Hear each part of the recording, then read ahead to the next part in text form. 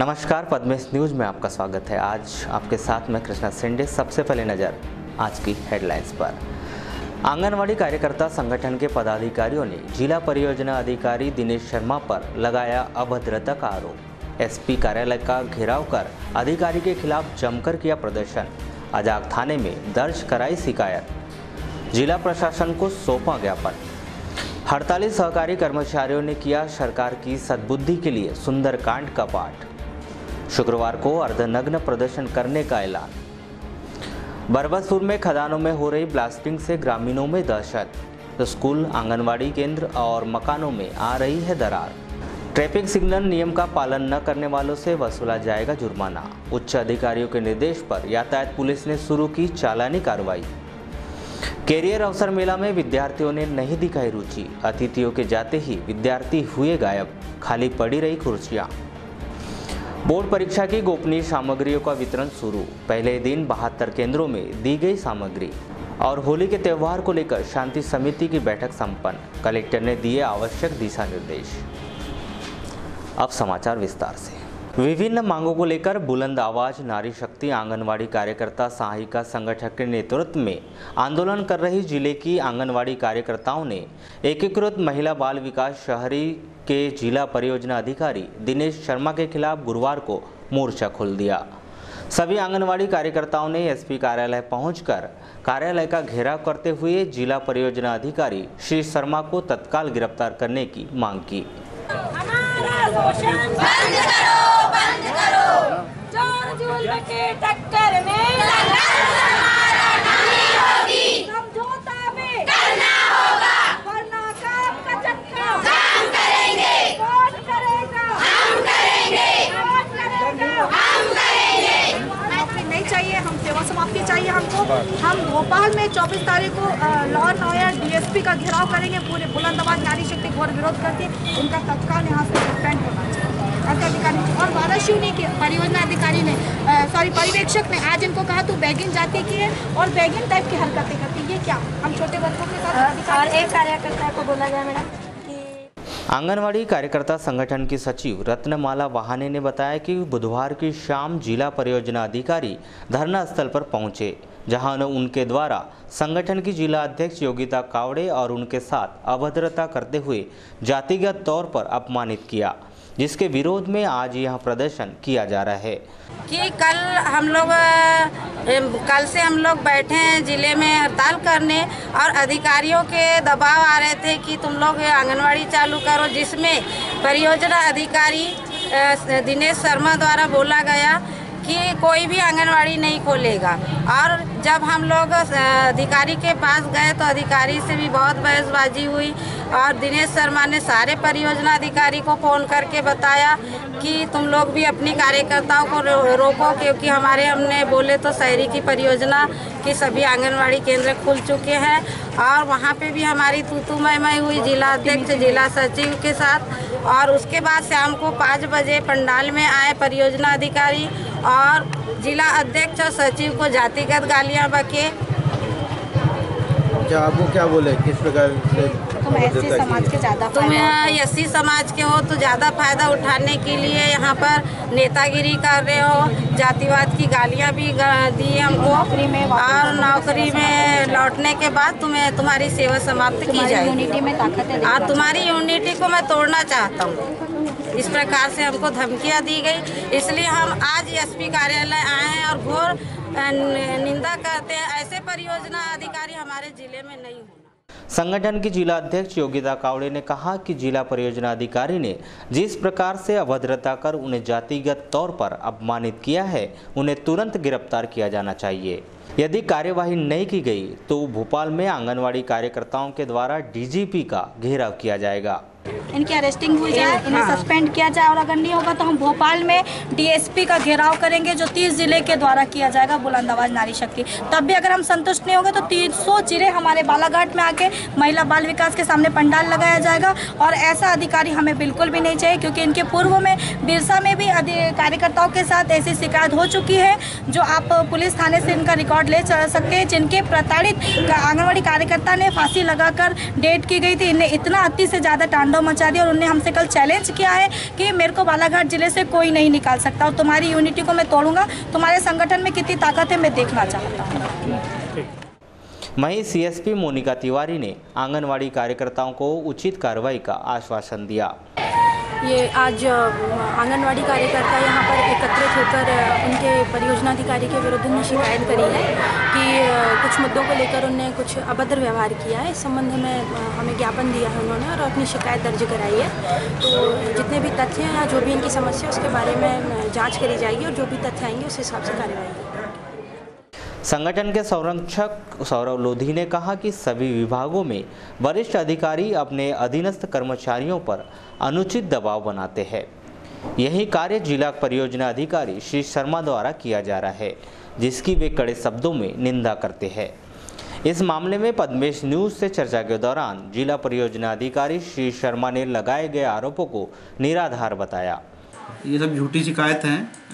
हड़ताल को एक व्यापार की तरह बना लिया गया है। काम नहीं करना है और काम नहीं करना, आए दिन हड़ताल और काम कुछ नहीं करना। ऑफिस आगे कल बहुत बदतमीजी किए थे, उनके संघ के लोग थे, योगिता कावड़े थी और जो है और उनके संघ के लोग हैं। आए दिन इस तरीके की बदतमीजी है और इससे पूरा अनुशासन खत्म हो गया है। प्रधानमंत्री मातृ वंदना जैसी महत्वपूर्ण योजना चल रही है और लोगों को लाभ नहीं मिल रहा है और आंगनवाड़ी के बच्चों को लाभ नहीं मिल रहा है। आए दिन हड़ताल हो रही है। निश्चित रूप से विभाग ये चाहता है कि जैसे आपको नहीं जम रहा है तो आप दूसरा काम करें। हमको बहुत योग्य लोग हैं जो उनको हमसे काम ले लेंगे। और हड़ताल में इन लोग जब जाते हैं तो किसी प्रकार की चाबी नहीं देते, ताला चाबी नहीं देते हैं और ऊंचे स्तर की बदतमीजी करते हैं।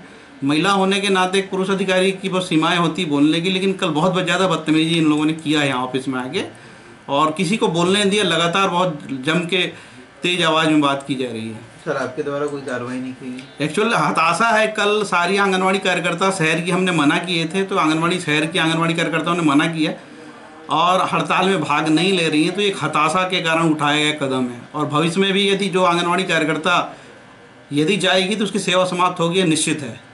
और जो आरोप जो लगा रहे हैं आप, ये झूठे आरोप है इनका। यही काम है इन लोगों का, आरोप लगाना। इसी तरीके से चलता रहता है। इसके पूर्व आंगनवाड़ी कार्यकर्ताओं ने अजाक थाने में जिला परियोजना अधिकारी श्री शर्मा के खिलाफ शिकायत दर्ज करवाई और जिला प्रशासन को ज्ञापन सौंपा। मध्य प्रदेश सहकारी संस्थाएं कर्मचारी महासंघ के प्रदेशव्यापी आह्वान पर जिले में भी सभी सहकारी कर्मचारी हड़ताल पर चले गए हैं। इन कर्मचारियों की हड़ताल दूसरे दिन भी जारी रही। काली पुतली चौक के पास स्थित उद्यान में यह हड़ताली कर्मचारी धरना प्रदर्शन कर रहे हैं। हड़ताल कर रहे इन कर्मचारियों ने गुरुवार को शिवराज सरकार की सद्बुद्धि के लिए सुंदरकांड का पाठ भी किया। महासंघ के पदाधिकारियों ने बताया कि प्रदेश संगठन के निर्देश पर शुक्रवार को सभी हड़ताली कर्मचारी अर्धनग्न प्रदर्शन करेंगे। यदि सरकार फिर भी नहीं मानती तो भीख मांगने और मुंडन वाले कार्यक्रम भी किए जाएंगे।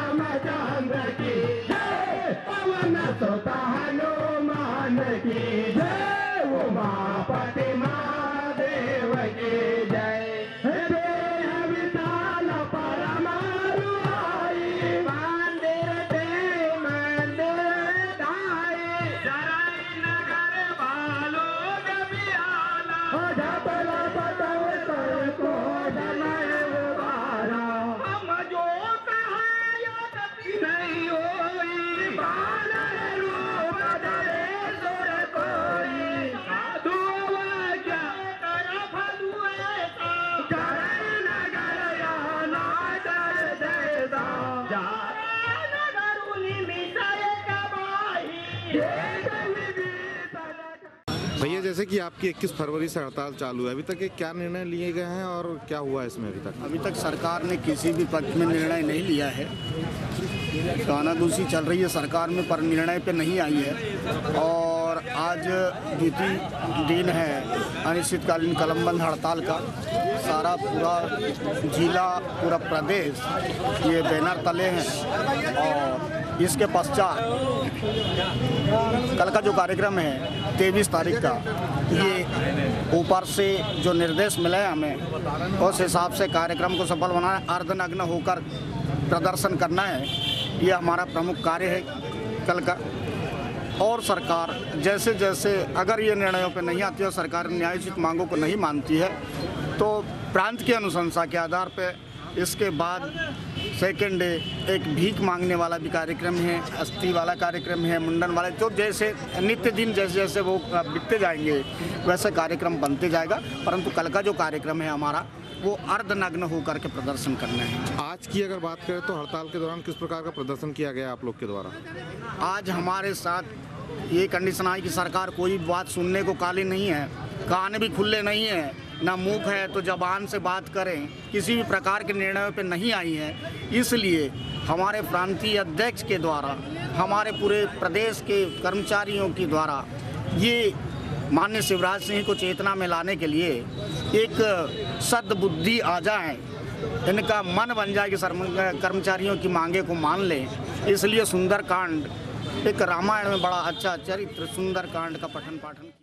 इस हड़ताल के संबंध में जब सहकारी बैंक के महाप्रबंधक PS धनवाल से चर्चा की गई तो उन्होंने कहा कि इतनी बड़ी संख्या में कर्मचारियों के हड़ताल पर चले जाने से कार्य प्रभावित हो रहे हैं।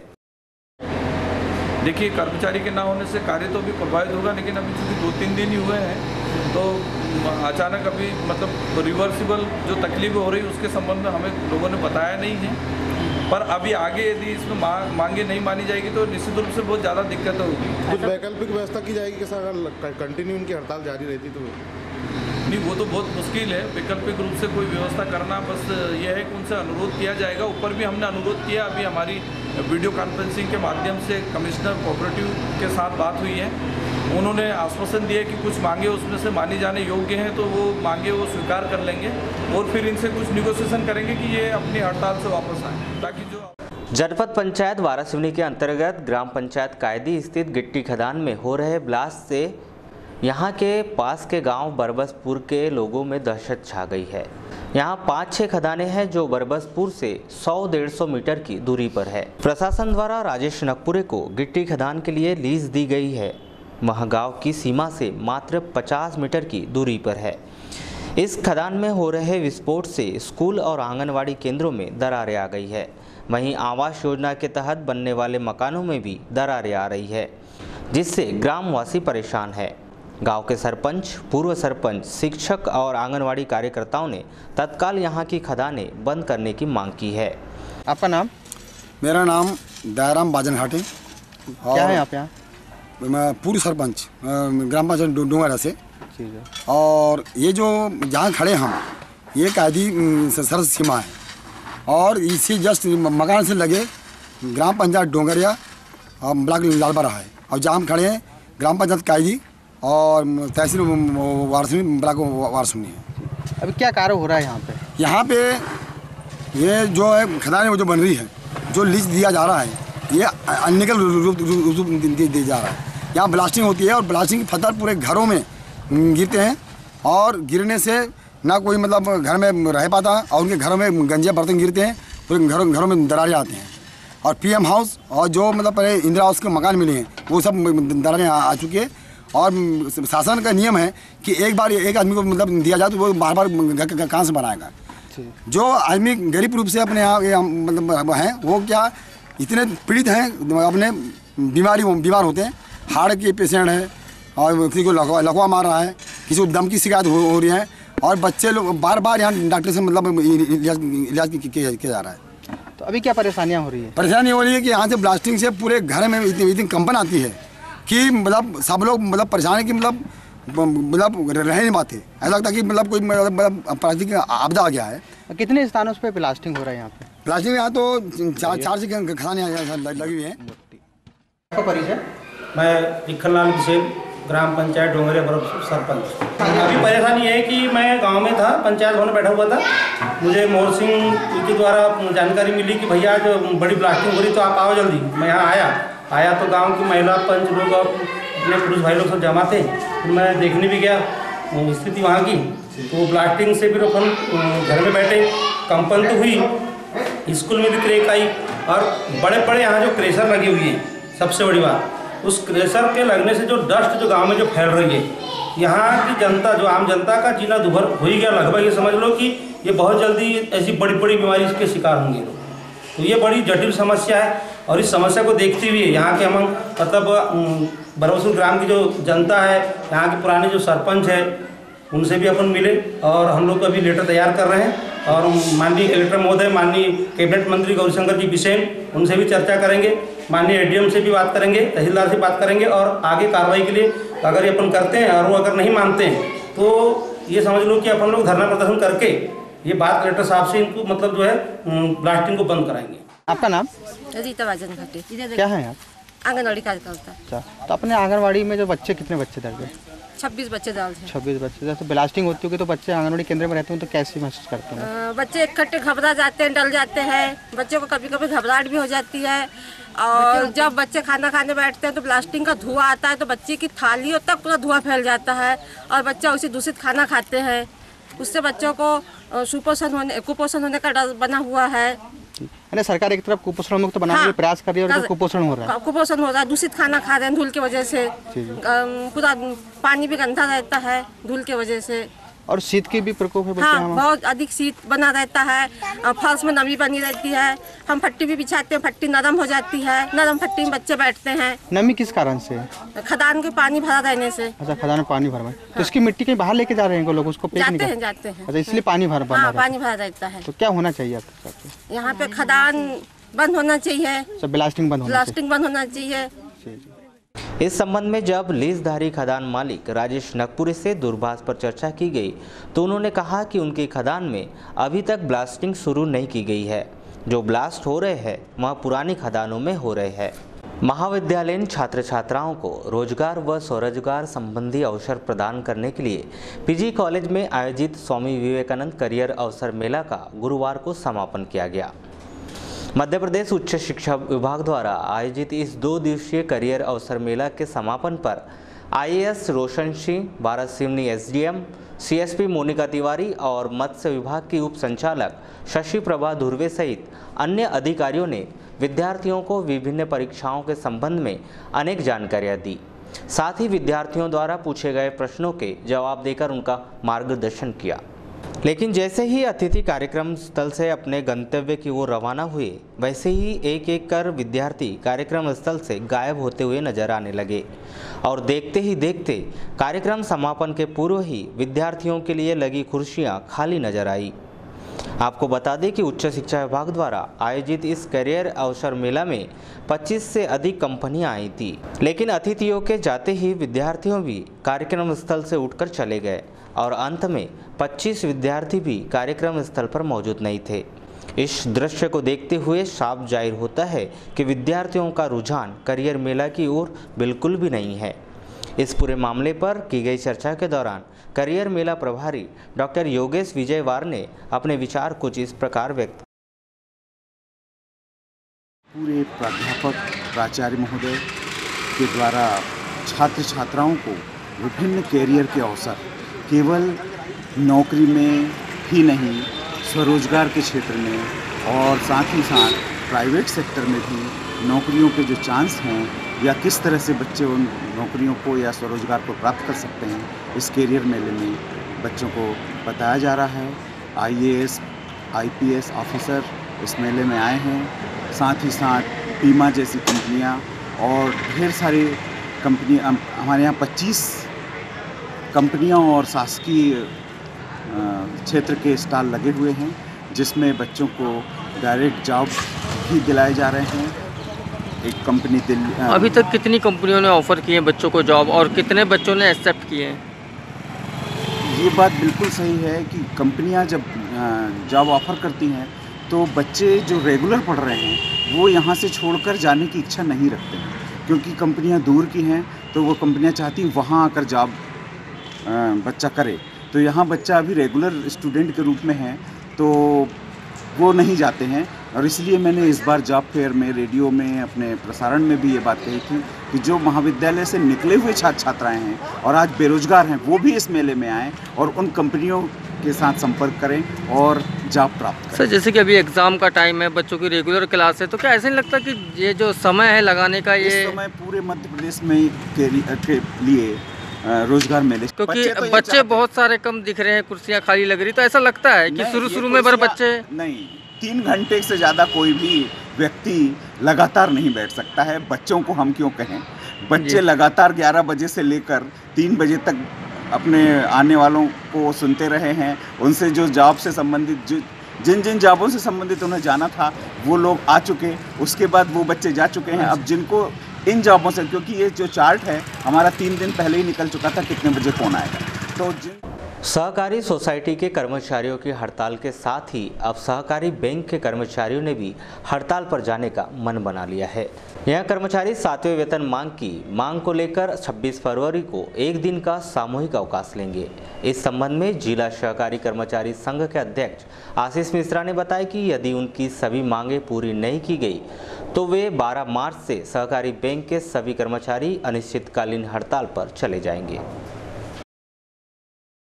जिला सहकारी केंद्रीय बैंक बालाघाट के बैंक के समस्त कर्मचारी मध्य प्रदेश शासन के पंजीयक एवं सहकारिता विभाग के अधिकारियों के ढुलमुल रवैये और बैंक कर्मचारियों के हित में सही निर्णय न लेने के विरोध में एक दिन के सामूहिक अवकाश पर जा रहे हैं। 9/3 को हम रजिस्ट्रार से मिलेंगे और 12/3 से हम अनिश्चितकालीन हड़ताल करेंगे।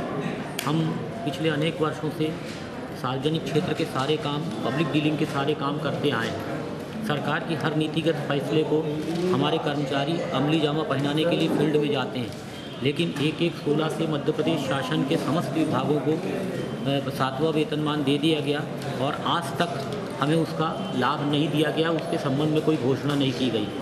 हम अपने बैंक की आर्थिक स्थिति के आधार पर अपना वेतन खुद पैदा करते हैं। सरकार हमारा पैसा नहीं देती, लेकिन निर्णय लेने का अधिकार रजिस्ट्रार ने ले रखा है और आज तक 7वां वेतनमान का फैसला नहीं हुआ। इसी के विरोध में हम 26/2 को हमारे ज़िले के 19 ब्रांचेस के सारे कर्मचारी 160 कर्मचारी सामूहिक अवकाश पर रहेंगे।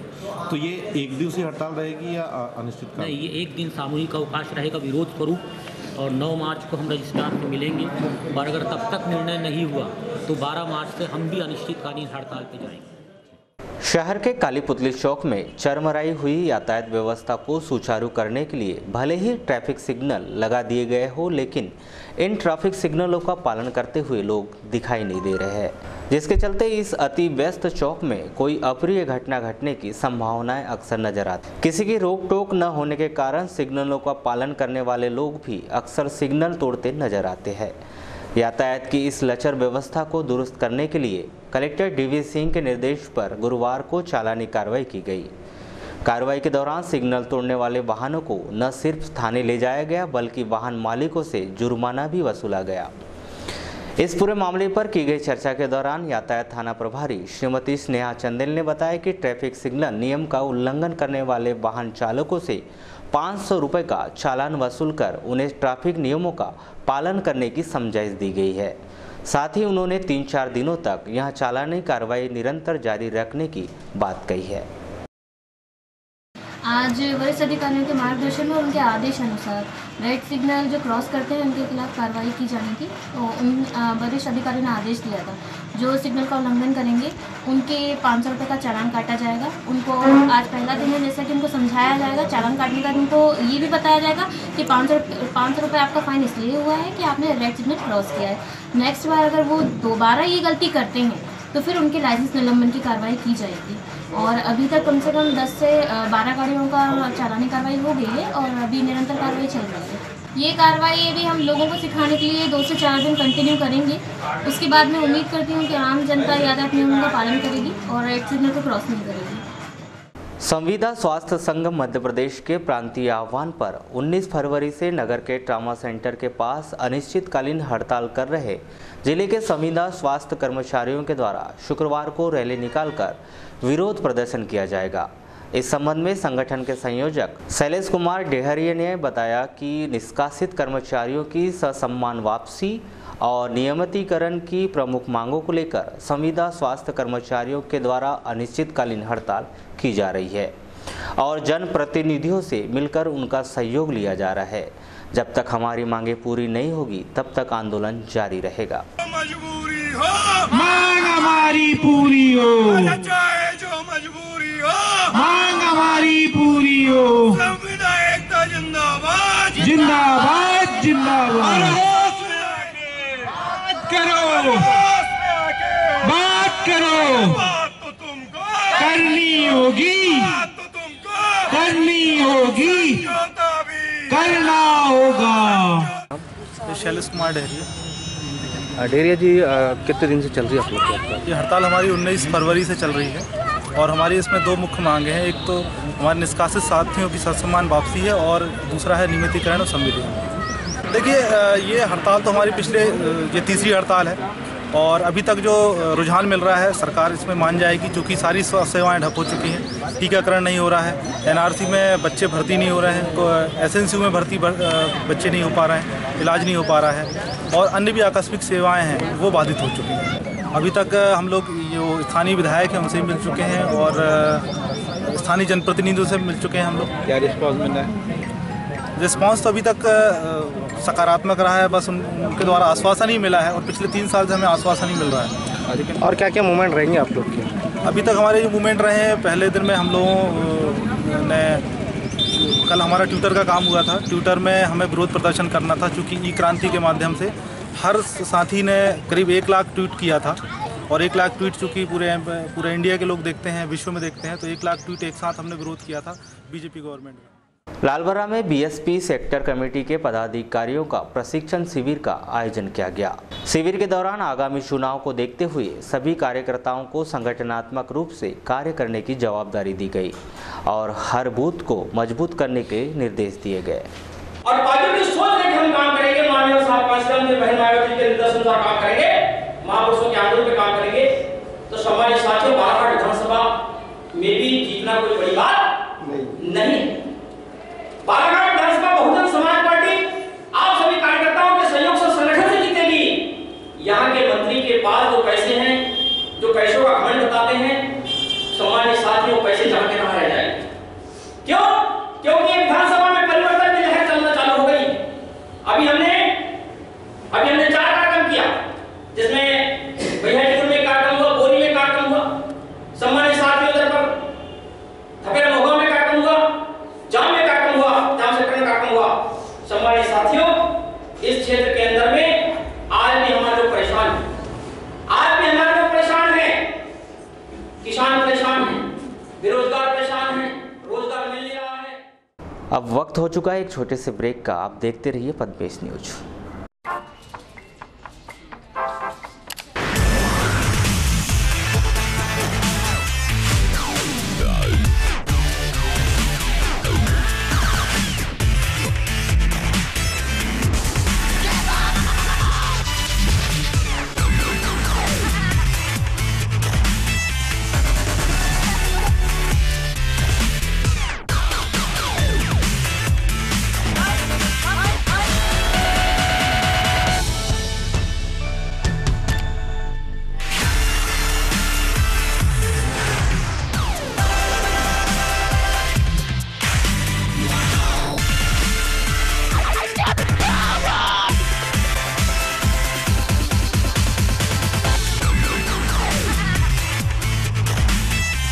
देश और दुनिया का सच उजागर करता है बालाघाट एक्सप्रेस, एक अखबार संपूर्ण परिवार। खबर चाहे कुर्सी की हो या अच्छे विचारों की या देश में हो रहे भ्रष्टाचार की, खबर चाहे विदेश की हो या आपके कैरियर की, बॉलीवुड ग्लैमर हो या व्यापार जगत की, व्यापारी से लेकर कर्मचारी तक, चाहे खबरें हो ग्रामीण क्षेत्रों की जैसे वाराणसी, लालबर्रा, लांजी, बैहर की, जिले की छोटे से लेकर बड़ी खबरों के लिए सच की तह तक जाने का जज्बा।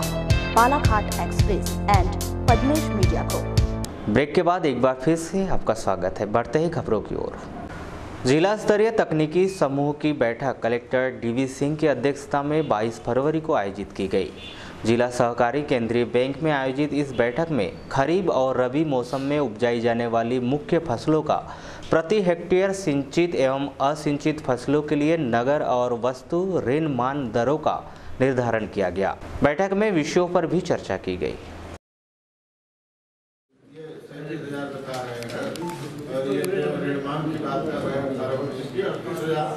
ये इसके लाभ तो चाहेंगे इसमें और वो तो है 20 से 22 उनका ऑनलाइन एवरेज 20 से 22 क्विंटल प्रति एकड़, और जो नीचे वाले हैं कुछ 12, 13, 15 ये भी अपने यहाँ पे। लेकिन हमें तो देखो सारे किसानों के लिए कोई एक एवरेज उत्पादन से जाना पड़ेगा, क्योंकि क्या है कि बहुत अच्छी खेती करने वाले 2-5% होंगे जिनके पास पानी की व्यवस्था होती, पानी 4 पानी सिंचाई कर पाए। ज़्यादातर मेजॉरिटी बीच वाले में रहती है, कोई कभी नहर चली तो पानी दे पाया, किसी के पास खुद का साधन है नहीं है, तो एवरेज की हमें बात करनी चाहिए। अभी जो धान खरीदी हुई है इसमें जो हमारा मूल्यांकन है उसके हिसाब से फसल बीमा और इसमें जो रिपोर्टिंग हुई है वो 46 क्विंटल पर हेक्टेयर के हिसाब से हुई, 46 क्विंटल के हिसाब से। तो आप जो 50 की बात कर रहे हैं, मुझे लगता है कि वो ज़्यादा रेट में मिला है, इतना 7 रेट में नहीं मिला। लगभग हम 3 लाख के आसपास से 3 लाख के आसपास से रुक गए। इसमें कटंगी खैर लागी, इस एरिया में खरीदी कम हुई, कुछ जगह रोड लग गया लागी वगैरह में, उसके कारण उत्पादन प्रभावित। तो एवरेज जो हम खरीदी का खाता अगर हम एनालिसिस करते हैं तो हम 40-42 में ही आ रहे हैं। तो अब ये माने कि इस वाले साल में जो धान लगेगी आने वाले साल में उसमें थोड़ा अच्छी स्थिति होगी तो 50 तक जा सकते हैं।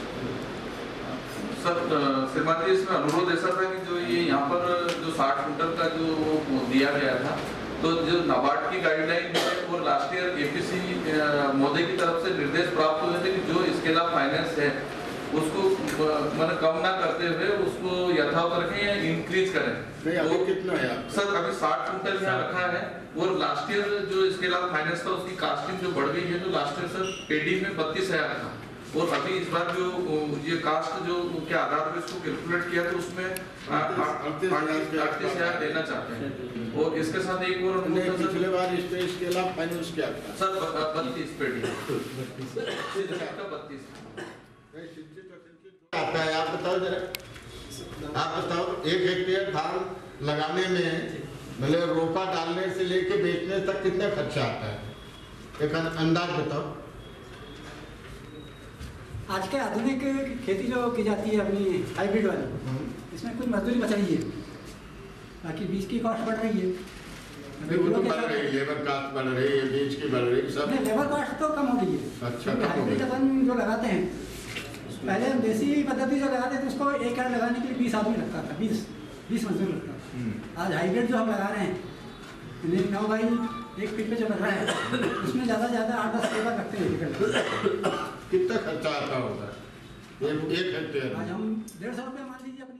सर आज जिला स्तरीय तकनीकी समूह की बैठक है माननीय कलेक्टर साहब की अध्यक्षता में।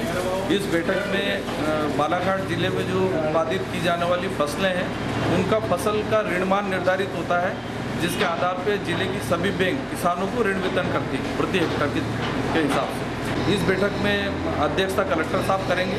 बाकी जिला सहकारी केंद्रीय बैंक के अध्यक्ष और समस्त संचालक लोग हैं, प्रगतिशील कृषक हैं, कृषि कॉलेज के वैज्ञानिक हैं, कृषि विज्ञान केंद्र के वैज्ञानिक हैं, उप संचालक कृषि और एग्रीकल्चर एलाइड जो डिपार्टमेंट है उनके सभी जिला प्रमुख यहाँ पर उपस्थित रहेंगे। माध्यमिक शिक्षा मंडल भोपाल द्वारा 1 मार्च से बोर्ड परीक्षा का आयोजन किया जा रहा है।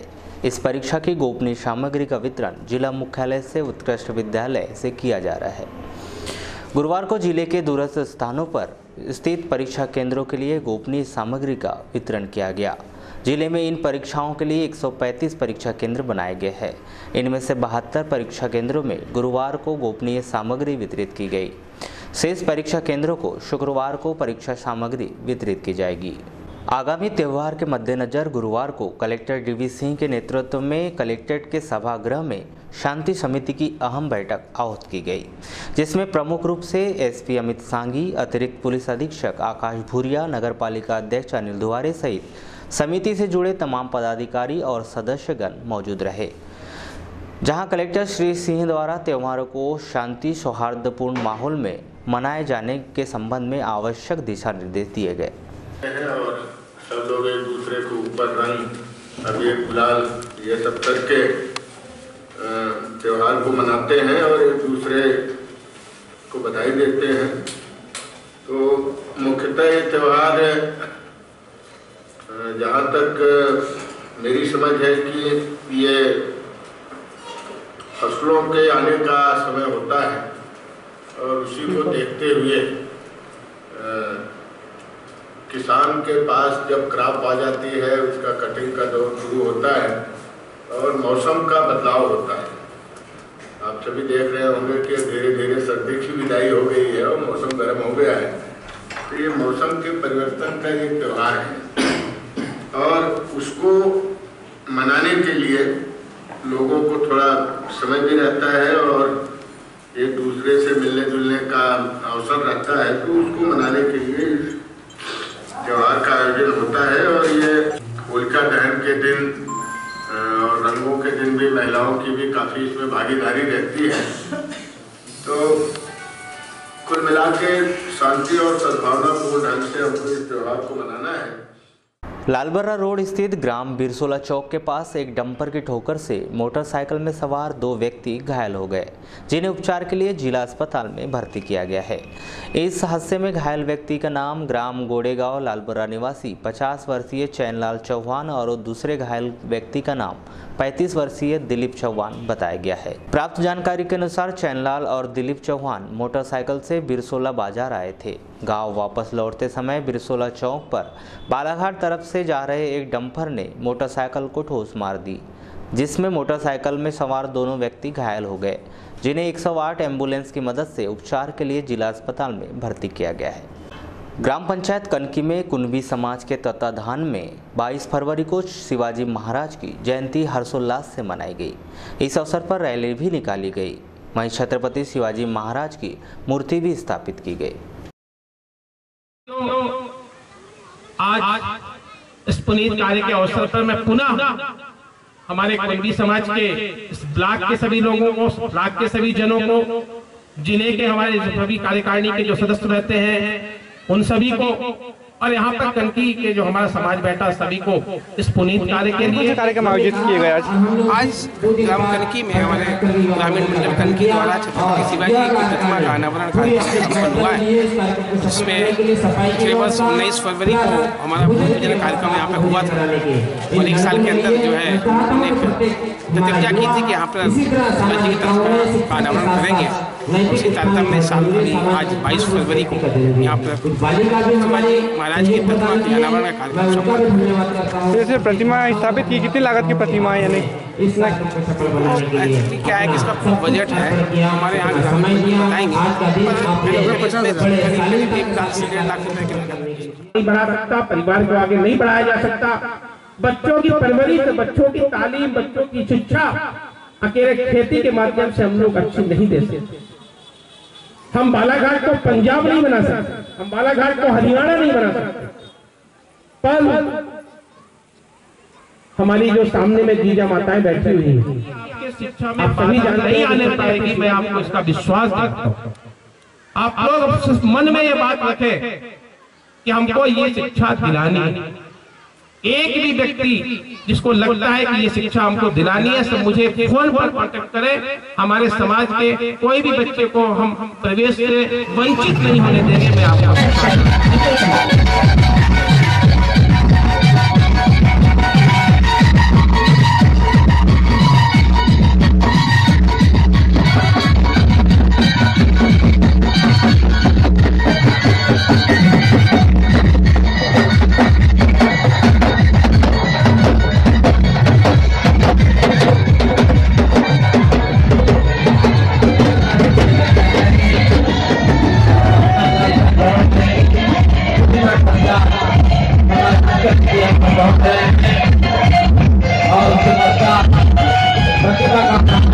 शुभारंभ होगा।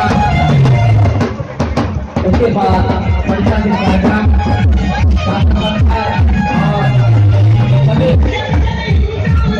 हमारे सामाजिक संगठन से लिया जाना है। मुझे माता वालों में निवेदन है कि ज्यादा से ज्यादा संख्या में इस कार्यक्रम में पहुंच करके मयानि भोजान बोले शिवाजी महाराज की जय शिवाजी, जय शिवाजी, जय जवान, भारत माता की, भारत माता की। अब चलते चलते एक नज़र आज के हेडलाइंस पर एक बार फिर।